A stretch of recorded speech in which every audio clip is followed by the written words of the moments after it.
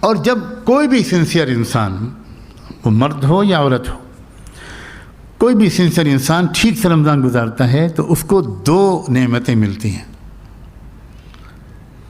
ایک تو یہ کہ جب واقعی کوئی انسان اپنے اندر ایمانداری سے جھانکنے کی کوشش کرتا ہے تو اس کو اپنی کچھ غلطیوں کا احساس ہوتا ہے، کیا کیا مس کر رہا ہوں میں، کیا مجھ میں کمیاں ہیں، کیا میں اپنی آنکھوں کا صحیح استعمال کر رہا ہوں یا غلط کر رہا ہوں، وغیرہ وغیرہ وغیرہ، لمبی لسٹ ہوتی ہے۔ جو انسان دیانتداری کے ساتھ آنیسٹلی اپنے اندر جھانک کر دیکھ لیتا ہے، وہ اپنی غلطیوں کو خود پکڑ لیتا ہے کہ یہ کمیاں میرے اندر ہیں۔ اور انسان خود اپنے آپ کو جتنا پہچانتا ہے اتنا دنیا میں کوئی اس کو نہیں پہچانتا۔ یہ الگ بات ہے کہ وہ ڈینائی کرتا ہے اور فالس ایکسکیوز ڈھونڈتا ہے، لیکن اگر انسان سنسیئرلی اپنے کو امپروو کرنے کا فیصلہ کر لے تو کسی انسان سے خود اس کی اپنی برائیاں چھپی نہیں رہ سکتی۔ جو شارٹ کمنگس ہیں جو بھی ہر انسان میں ہوتی ہیں، اور زیادہ نہیں ہوتی، یہ بھی بہت ہی پازیٹیو بات ہے، 2 ہی 4 ہوتی ہیں، باقی بہت خوبیاں ہوتی ہیں ہر ایک کے اندر، لیکن 2-4 غلط حرکتوں یا کمیوں کی وجہ سے ہماری انسانی ترقی رکی ہوئی ہوتی ہے۔ جیسے آپ میڈیکل سائنس میں دیکھتے ہیں کہ ایک بیماری کافی ہے انسان کی صحت کو خراب کرنے کے لیے، کیا اس کو 5 بیماریاں ضروری ہیں، 10 بیماریاں ضروری ہیں؟ اسی طرح روحانی طور پر بھی انسان کو بینکرپٹ بنا دینے کے لیے اس کی ایک بیماری کافی ہے، ایک روحانی بیماری کافی ہے۔ تو اگر کوئی انسان اپنا صحیح جائزہ لے تو ایک فائدہ یہ ہوتا ہے کہ اس کو اپنی غلطیوں کا احساس ہوتا ہے، پھر وہ ریپینٹ کرتا ہے، معافی مانگتا ہے، توبہ کرتا ہے، اور اسی کے نتیجے میں پھر کیا ہوتا ہے، پھر رمضان اس کو مغفرت دے کر جاتا ہے۔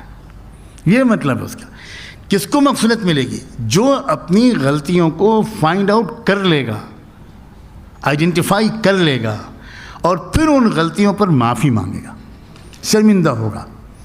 لیکن وہ وہی تو کرے گا جو اپنے جھانک کر دیکھے گا، جو جائزہ لے گا۔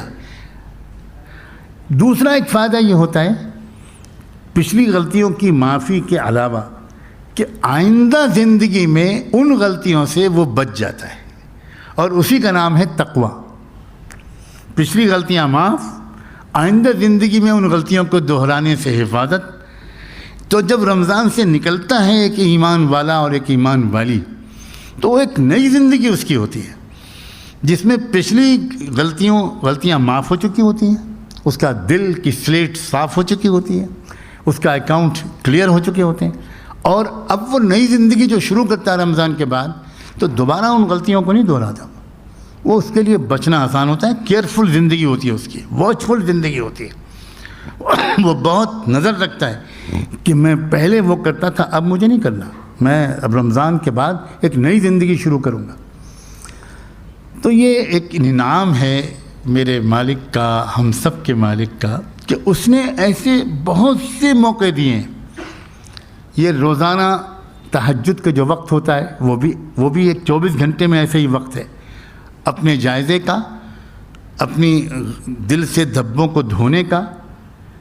اسی طرح ہفتے میں جمعہ کا دن، وہ بھی اسی مقصد سے دیا جاتا ہے۔